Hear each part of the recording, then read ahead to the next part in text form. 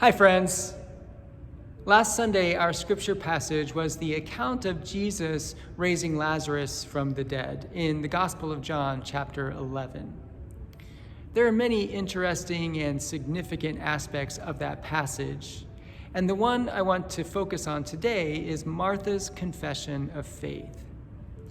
It happens a little over halfway through the account. Martha, Mary, and Lazarus are siblings and friends of Jesus. The sisters send word to Jesus that their brother has fallen ill, and by the time Jesus gets there, Lazarus has died. So that's where we pick up the story in John 11, starting at verse 21. Martha said to Jesus, "Lord, if you had been here, my brother would not have died. But even now I know that God will give you whatever you ask of him."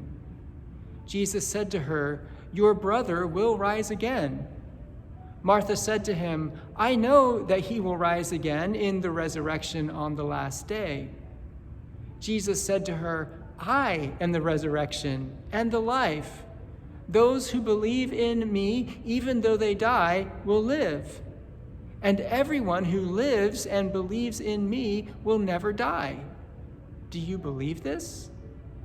She said to him, "Yes, Lord, I believe that you are the Messiah, the Son of God, the one coming into the world." Martha's confession of faith in Jesus as the Messiah, the Son of God, is the theological center not only of the Lazarus story, but also of the entire Gospel of John. The Gospel writer is very clear about the purpose of his Gospel. At the very end, he writes, "Now Jesus did many other signs in the presence of his disciples that are not written in this book.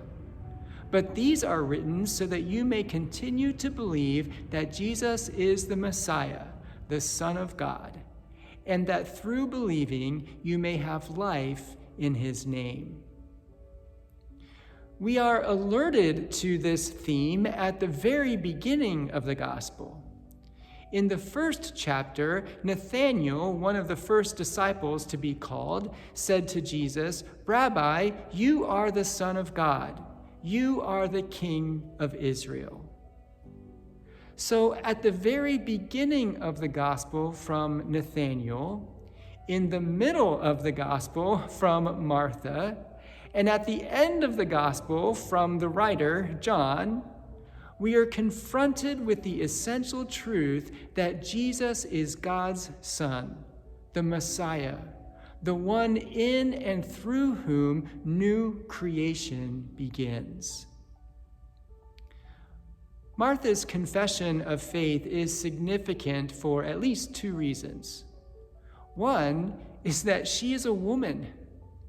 For the gospel writer, writing in a patriarchal society, to put the key to the entire gospel in the voice of a woman is huge. It illustrates the accessibility of Jesus to all people, and it shows that women played a significant role in the early church. The second reason Martha's confession of faith is significant is that she makes it in the context of questioning and complaint. "Lord, if you had only been here, my brother would not have died." She expresses her disappointment that Jesus didn't act in the way that she had expected. She's honest about all of her thoughts and feelings. And out of that genuine, transparent relationship with Jesus, she is able to express both her disappointment and her faith, both her questioning and her confidence that Jesus makes God's gifts available. "But even now, I know that God will give you whatever you ask of him." Our faith doesn't have to be perfect to be powerful. We can be honest about our questions, our disappointments, and our fears, and still trust that Jesus is making all things, including us, new. Thanks for listening. I'll see you again next week.